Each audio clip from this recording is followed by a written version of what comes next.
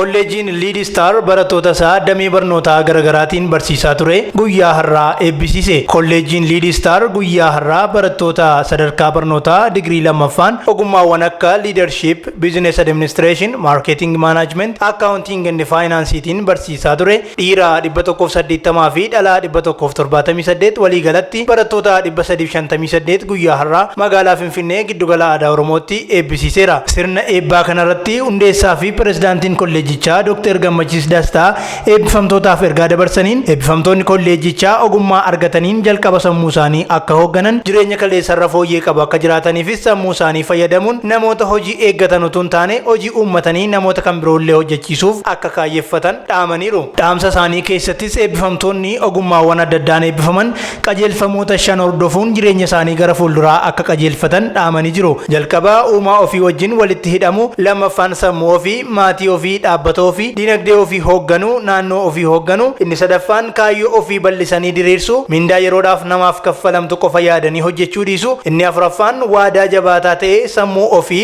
hawaasa ofii fi dhaabbata waliin hojjetanii fi kaayyoo ofii faana qabaachuu yoo ta'u, inni shanaffaa fi kan xumuraa immoo yommuu milkooftan warra milkaa'ina kanarra hin geenye yaadachuu, yommuu sooroman warra dhaban yaadachuu fi namaaf yaaduu barachuu qabdu jechuun hiyyeessota gargaaruu qabna, warra rakkatan bira dhaabachuu qabna jechuunis dhaamsa dhaamaniiru.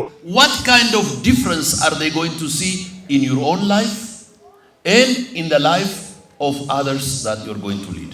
Number one, connecting with God. Number two, leading yourself, leading your family, leading your institutions, leading your businesses, leading your area. Third is the longest finger that we have in our hand.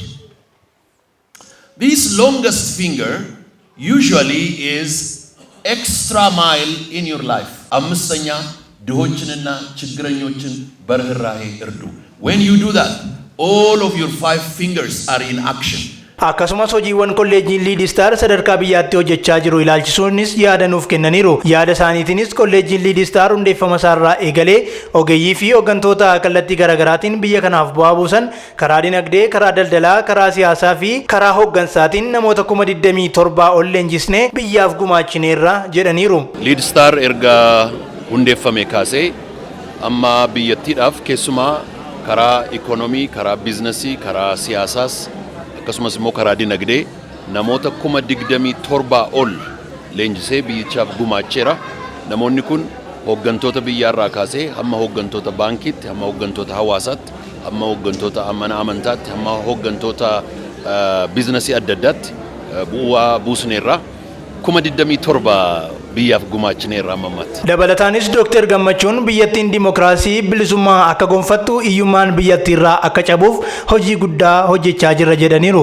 Bu'uureffamuu keenya kaasnee nuyi biyyattiin dimokiraasii akkasumas immoo bilisummaa akkasumas immoo rakkina biyyichaa isa guddaa kan ta'e hiyyuma biyyicharraa cabsuudhaan sabni keenya gara badhaadhummaatti akka inni seenuuf hojii guddaadha kan nuyi hojjennu, kan nuyi barbaannu.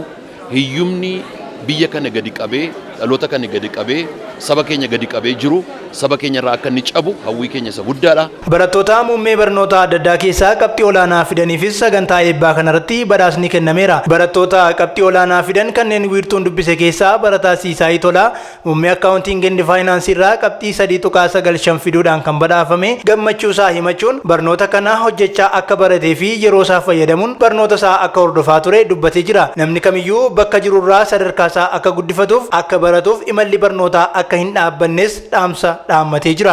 Eebbifamtoonni bara kana hundi keessanuu baga gammaddanii isiniin jedha. Daawwattootaan immoo bakka jirtanirraa sadarkaa keessan akka guddistaniif, akka barataniif, barnoota akka hin dhaabneef dhaamsa isiniif qaba. Muummee Marketing and Management irraa eebbifamaan Amaanu'eel Taammiruu jedhamu qabxii waliigalaa 3.81 galmeessuun badhaafamaa bara kanaa kan ta'e dhaamsa dhaameen barumsa jabaatanii barachuu fi waan baratan immoo hojiitti jijjiiruu akkasumas abdii kutachuu dhiisuu qabna jechuun dhaamsa isaa dhaammatee jira. Barumsa jabaatanii barachuudha, barumsa baratan immoo gara hojii jijjiiruudha, jabaachuudha, kutachuu dhiisuudha, abdii kutachuu dhiisuudha.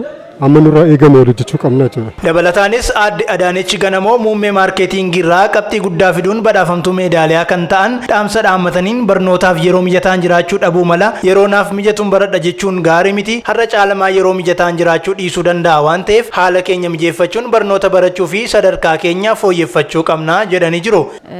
ምቹ ጊዜ አይኖርም። ምቹ ጊዜ ሲኖር እንማራለን አይባልም። ምናልባት ከዛሬ የተለየ ምቹ ጊዜ ላይኖር ይችላል።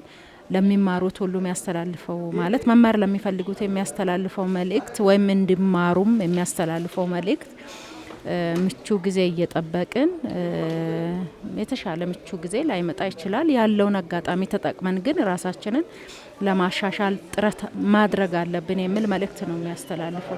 Ogeessa damee miidiyaa yeroo dheeraa kan ta'ee fi ammoo sadarkaa hooggansaarra kan jiru akkasumas guyyaa har'aa kolleejjii Liidistaar irraa gosa barnoota hooggansaa yookaan liidarshiippiitiin sadarkaa digirii lammaffaan kan eebbifame gaazexeessaa Zinaabuu Asiraatis gama isaatiin eebbifamtoonni anas dabalatee sadarkaa hojii garaagaraa irraa akkasumas immoo barnoota idileetiin kan eebbifamaniif sirna eebbaa geggeeffachuu qofa osoo hin taane waanan baradheen biyya koo fi hawaasa koo maalan tajaajiluu danda'a ani biyya koo irraa maalan eeggadha jechuu osoo hin taane biyya koof maalan gochuu danda'a jennee yaaduu qabna jechuun dhaamsa isaa dhaammatee jira. Bu'uurri koo gaazexeessummaadha. Ani turtiin koo bara dheeraa gaazexeessummaadhaan ture geggeessummaatti dhiyeenya kan dhufe waan guddaa naa buuseera. Fakkeeffatanii darbuutu hin taane eebbifamanii eebbadhanii fudhatanii darbuu qofatu hin taane guyyaa irraatiin booda waan hin baradheen uummata koo maalan tajaajila. Uummati keenya hiyyummaa keessa jira. Rakkoon bulchiinsa gaarii iddoo addaatiin jira.